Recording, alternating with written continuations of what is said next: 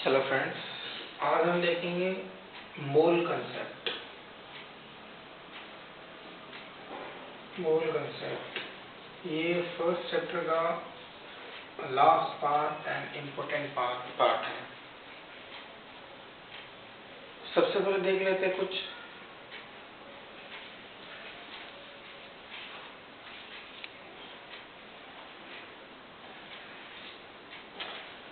Atomic number के मास देख लेते हैं जो अपन आगे यूज करने वाला है। जैसे बेरियम का होता है 137,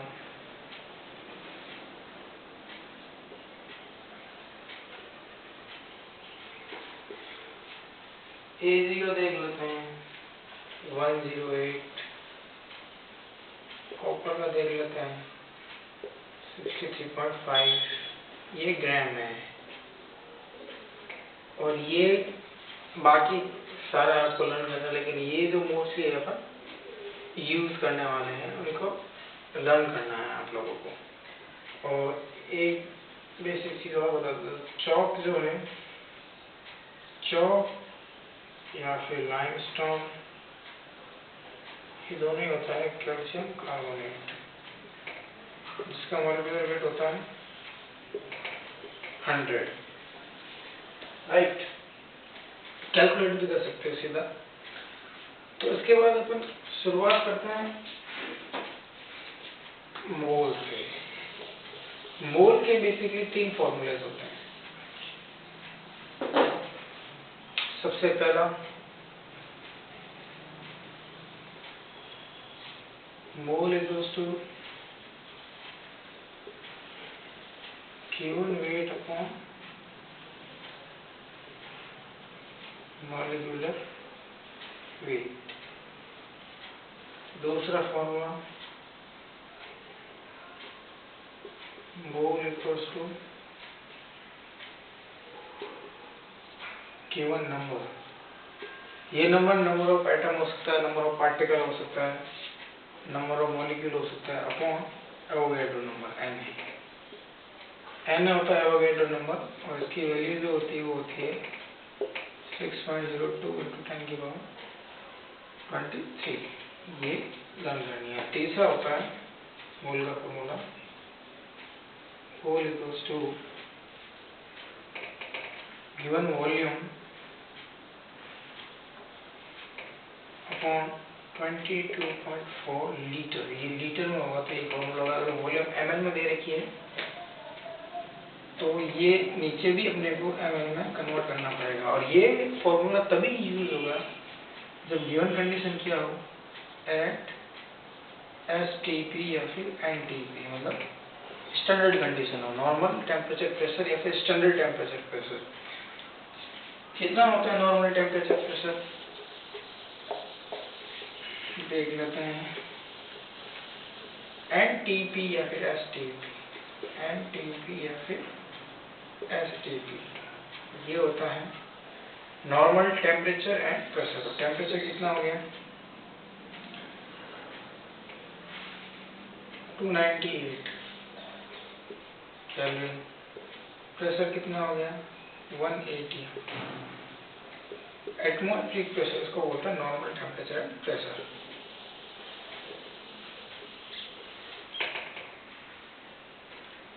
मोल के 3 अलग अलग फॉर्मूले हैं, तीनों अलग अलग कंडीशन में यूज होंगे। वो क्वेश्चन के अकॉर्डिंग आपको पता चल जाएगा। जैसे सिंपल अपन क्वेश्चन करें,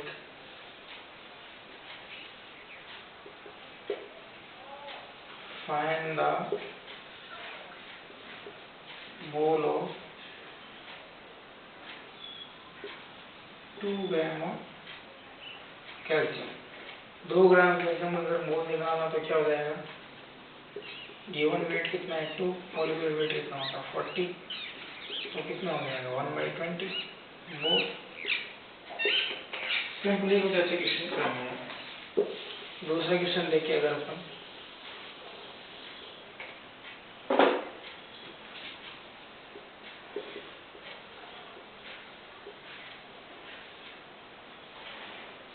how many mole of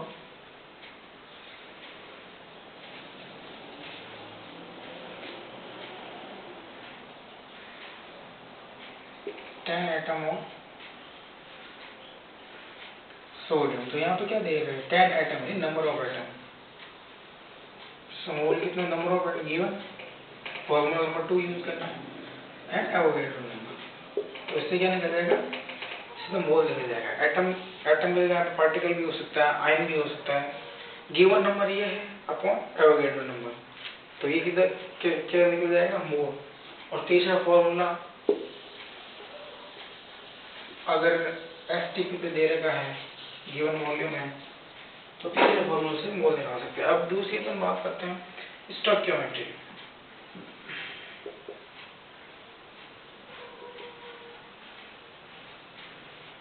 stoichiometry ये क्वेश्चन सॉल्व करने में बहुत ज्यादा काम आने वाला है। जैसे मैं बात करूँ एक सिंपल बेसिक, अगर फॉर्मूला बात करें CH4 अगर बर्न होता है ऑक्सीजन की प्रेजेंस में, तो क्या बनेगा, CO2 + H2। अगर इस इक्वेशन को अगर बैलेंस करें, हाइड्रोजन 4 है तो ये 4 हो गया, तो ऑक्सीजन एक ही है, नहीं कार्बन एक ही, ऑक्सीजन कितना हो गया, यहाँ पे 2 और 2 4, यहाँ 2 है, यहाँ 2 लगाते हैं। तो स्टोइकियोमेट्री क्या होगा, जो ये इसके आगे मोल होते हैं उसको स्टोइकियोमेट्री, जैसे यहाँ पे 1, यहाँ पे स्टोइकियोमेट्री हो जाएगा 2, यहाँ पे 1 और 2, तो इसको 1 स्टोइकियोमेट्री, इसको 1 मोल भी ले सकते हैं अपन, 1 मोल, 2 मोल, ये 1 मोल, 2 मोल। इसका ये मतलब हुआ कि 1 मोल CH4 को बर्न करने के लिए 2 मोल ऑक्सीजन चाहिए, या फिर इसको 1 मॉलिक्यूल भी ले सकते हैं, 2 मॉलिक्यूल भी ले सकते हैं, ऐसे भी इनको भी ले सकते हैं। अगर ग्राम में लिखना चाहे तो 12 हो गया, 16 ग्राम लिख सकते हैं। ये कितना हो जाएगा, ये इसका कितना होगा, 32 तो 64 ग्राम लिख सकते हैं। इसको लिख सकते हैं 12 और 32 44 ग्राम, 18 to 36 ग्राम। मतलब ग्राम मोल में निकाल सकते हैं कि अगर ऐसा पूछ ले कि भी 1 मोल CH4 के लिए कितनी मोल ऑक्सीजन चाहिए, या फिर 1 मोल CH4 से how many mole of H2 produce, तो 1 से 2 ऐसे क्वेश्चन सिंपली पूछ जाते हैं, या फिर ग्राम में पूछ जाते हैं, ग्राम से भी सीधे सीधे निकाल सकते हैं। इसको हम स्टोइकियोमेट्री भी कह सकते हैं, 1 2 1 2 ये स्टोइकियोमेट्री हो गया। क्या है ये, आगे काम आएगा अपने लिमिटिंग रिएजेंट फाइंड करने में स्टोइकियोमेट्री का रोल आएगा, वो आगे काम आएगा। जैसे अपन क्वेश्चन से देखेंगे तो उसको अच्छे से समझ आएगा स्टोइकियोमेट्री होता क्या है।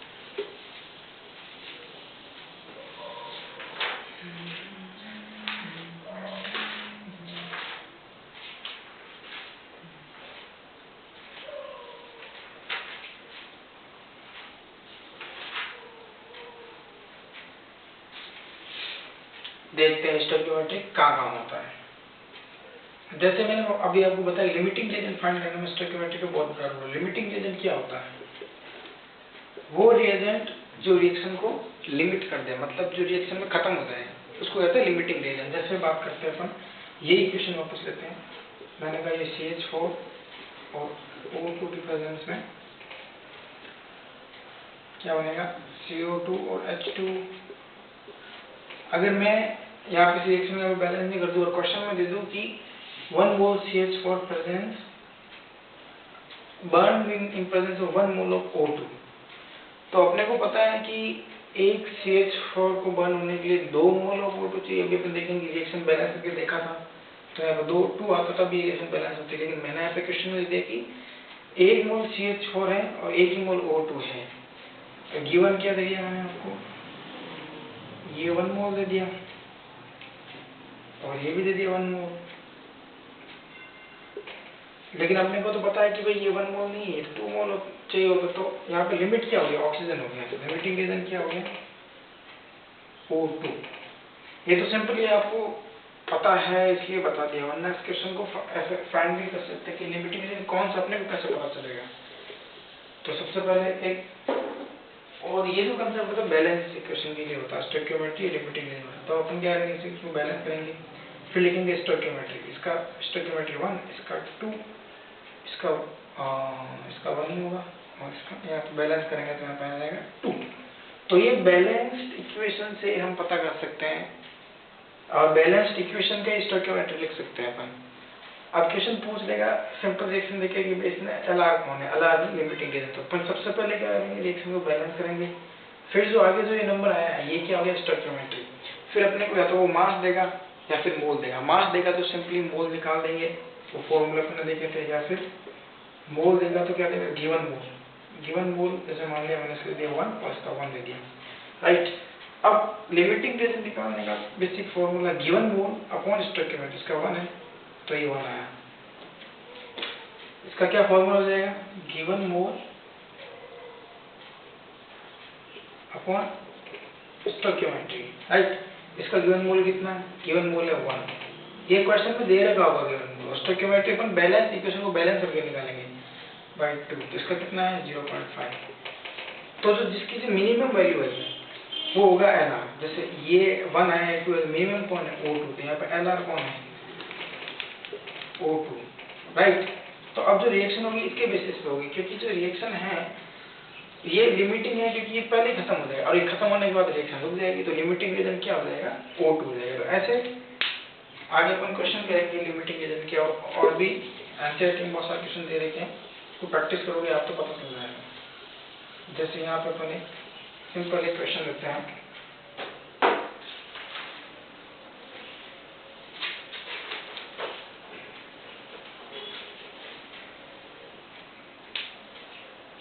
क्वेश्चन है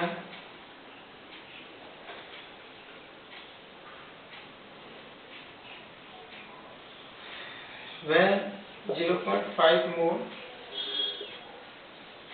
Fe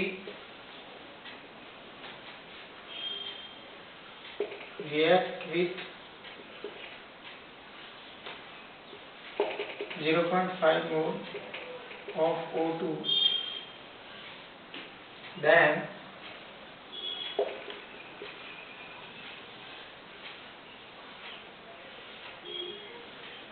how